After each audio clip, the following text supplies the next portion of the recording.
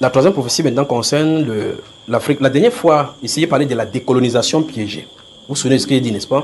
Donc, j'ai de parler de la façon dont on va signer. Parce que j'ai vu les gens s'asseoir pour parler de non plus le choix maintenant, parce que ces gens sont déterminés. Parce que la façon que c'est parti là, et chez eux, ils auront le feu chez eux, c'est-à-dire que les Africains qui se trouvent dans des pays autres que les leurs vont créer des tensions là au point où on va dire qu'il faut pour que nous soyons calmes ici. Ils sont de laisser ce que nous avons fait. Notre politique avec eux doivent être changée. Il faut qu'on change de politique. Mais ils vont dire, donnons-leur ce qu'ils veulent, pas à la manière dont ils veulent. Donc ça veut dire que les clauses sont biaisées. Vous savez, ça veut dire que si quelqu'un est intelligent, ou s'ils sont sages, ce qu'ils vont faire maintenant, ils vont prendre des consultants pour commencer à regarder les clauses, les papiers qu'on leur donne pour les clauses, il faut qu'ils regardent ça, sinon on va les tromper là-bas.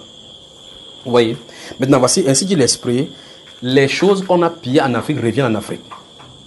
Donc, voici la chose. Donc, les choses qu'on a pillées, c'est-à-dire que les pays où les gens ont visité initialement dans le passé, et on a pris les biens, les choses comme des découvertes, des choses qu'on a pris, que vous-même les pays ne connaissent pas.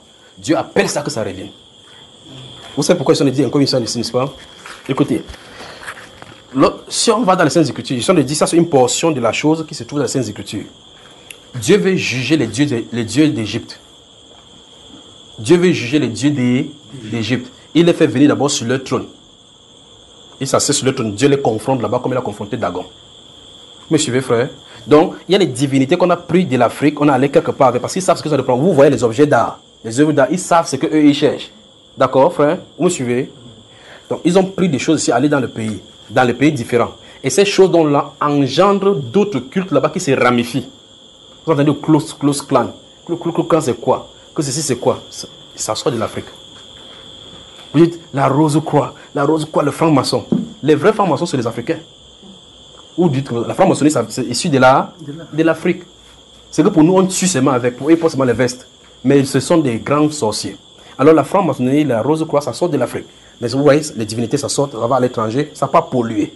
Dieu veut le faire revenir à ce place. Donc, remarquez que cette prophétie dit rapatriement des choses pillées en Afrique depuis. Donc ça va revenir. Mais le but, c'est, moi je vous dis maintenant, donc vous allez entendre que tel pays a donné les œuvres qu'on avait prises à tel pays pendant la période de colonne. On va applaudir que c'est ça. Mais ils ne savent pas ce qui s'est passé derrière spirituellement. C'est pour ça qu'ils sont mettre du doigt sur cela. Donc on dit par exemple que tel monument, telle statue ou bien tel truc d'or qu'on avait pris au Cameroun en telle année, pendant qu'on avait fait la navigation ici, on fait revenir cela. Derrière cela se cache dans des puissances démoniaques. Qu'est-ce qu'ils sont de vouloir faire?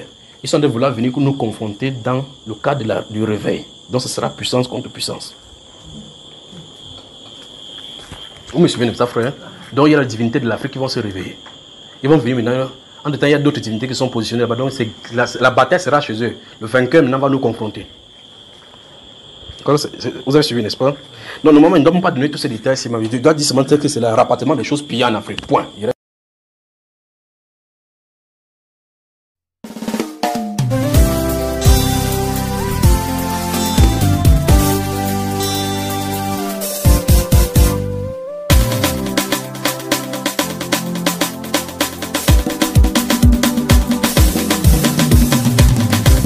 Je suis dans le nom du Seigneur.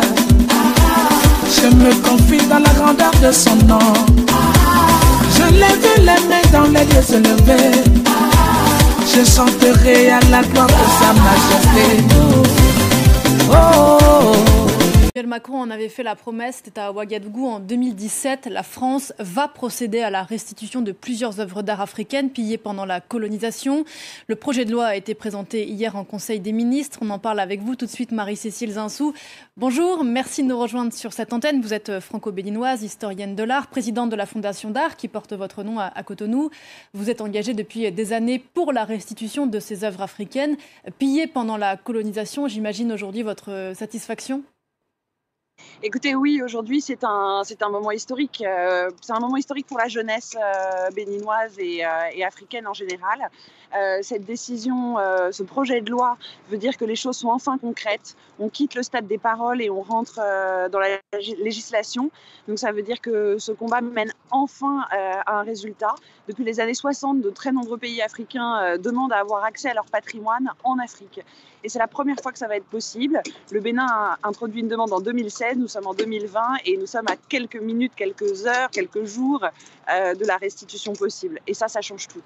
Il s'agit d'objets, Marie et Cécile Zinsou, pillés à la fin du 19e siècle par les troupes coloniales françaises, des totems et des spectres dans le palais des rois d'Abomey. Elles sont aujourd'hui en majorité exposées dans les cas des œuvres béninoises au musée du Quai Branly à Paris. Pourquoi est-ce que ces œuvres ont une valeur particulière ?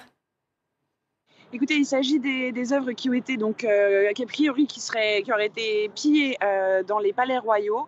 Donc, les palais royaux existent toujours et sont devenus un musée depuis l'indépendance. Aujourd'hui, l'idée, c'est que les portes du palais royal, le trône du dernier roi, qui est le grand roi résistant à la colonisation, vont pouvoir retrouver leur espace d'origine et surtout vont pouvoir être montrés. Parce qu'en fait, on ne se bat pas pour un trône, des sceptres, et on se bat pour notre mémoire et pour notre histoire. En fait, toutes ces œuvres, elles reviennent, elles sont les supports de notre histoire. Notre histoire a été quand même beaucoup transformée par le récit de la colonisation et par ce qui s'est passé au XXe siècle. Aujourd'hui, on va pouvoir avoir un nouvel accès à l'histoire et les nouvelles générations vont pouvoir y avoir accès. Donc en réalité, c'est 26 objets, certes, mais on ne va pas tellement se concentrer sur le nom, on va se concentrer sur la symbolique de cet acte. C'est aussi une nouvelle relation avec la France, c'est aussi une nouvelle façon de regarder notre histoire commune et de se regarder les yeux dans les yeux. Pas que la France regarde l'Afrique du haut vers le bas, ce qui a longtemps été le problème. Donc évidemment, c'est très symbolique. C'est pas seulement des objets qui reviennent, c'est toute une mémoire, une histoire et une nouvelle relation avec l'ancienne puissance coloniale.